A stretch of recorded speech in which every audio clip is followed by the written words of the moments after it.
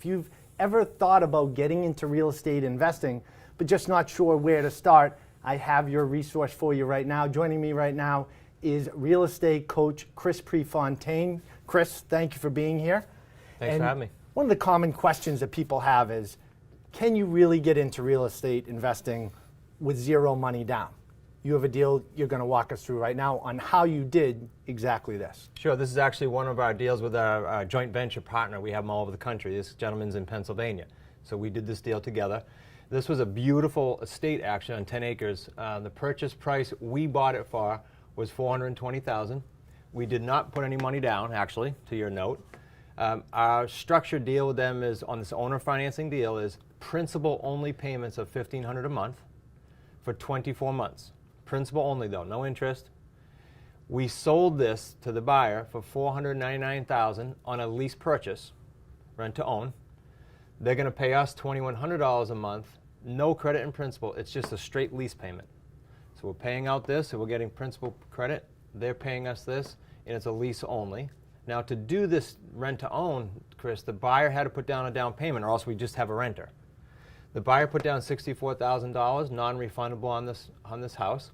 I call that our payday number one. That's why I have this numbered here. We have 3 paydays in all these deals.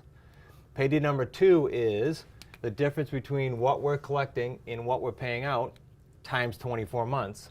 That comes to a little over $13,000. And then payday 3 is what? Well, at the end we paid this for 24 months on principal, so we only owe $383,000. You take the $420 minus the payments made, we owe this to the seller. It's going to balloon out in 2 years. The buyer owes us what? Their $499 purchase price minus their deposit, we should be around $435. I call this payday 3 at the tail end of this, $51,900.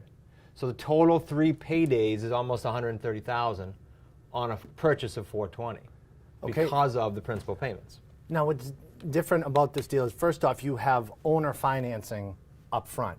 On my buy, yes.